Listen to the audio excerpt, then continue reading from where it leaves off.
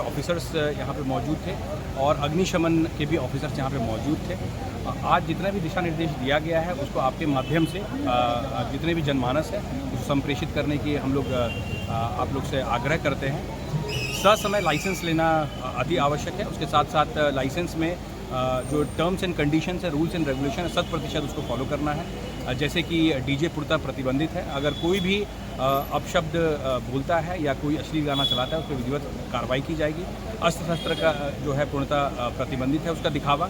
उसके साथ साथ जितने भी मेंबर्स हैं वो सेट जो रूट है और टाइमिंग है उसका 100% पालन करना है।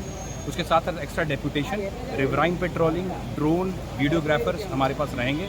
हम लोग पूरे शोभा यात्रा का हम लोग चप्पे चप्पे पे नज़र रखेंगे और उसका वीडियोग्राफी करेंगे। और जितने भी पंडाल्स बने हैं उसका मैकेनिकल सॉलिडारिटी उसका देखेंगे कि वो सही तरीके से बनाया गया है कि नहीं। उसके साथ साथ उसमें अग्निशमन के जितने भी प्रोटोकॉल्स उसको फॉलो किया गया है कि नहीं, उसमें CCTV लगाया गया है कि नहीं, वो सब भी हमारे पुलिस प्रशासन वहाँ पे उसके ऊपर भी फोकस करेगी। पूरे पुलिस प्रशासन की तरफ से पटना सिटी वासियों को आगामी पर्व के लिए हार्दिक शुभकामनाएं। गलियों का पेट्रोलिंग का बहुत शिकायत है, गली में पेट्रोलिंग नहीं हो पा रही है सर, खासकर पटना सिटी।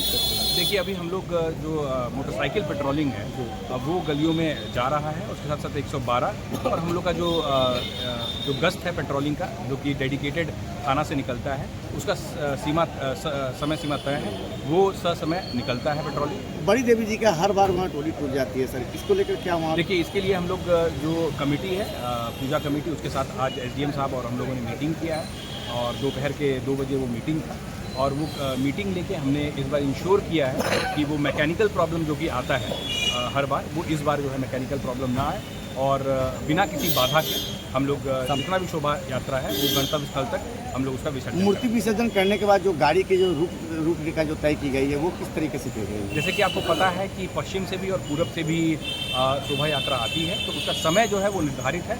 उसके साथ साथ उसका क्रम भी निर्धारित है।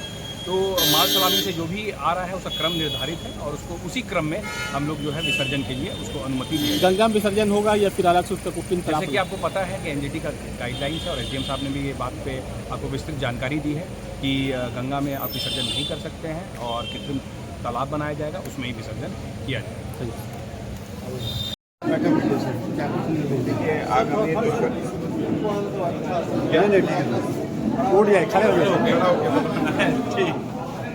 हाँ सर, शांति समिति की बैठक में क्या दिशा निर्देश दिया गया है आपकी तरफ से?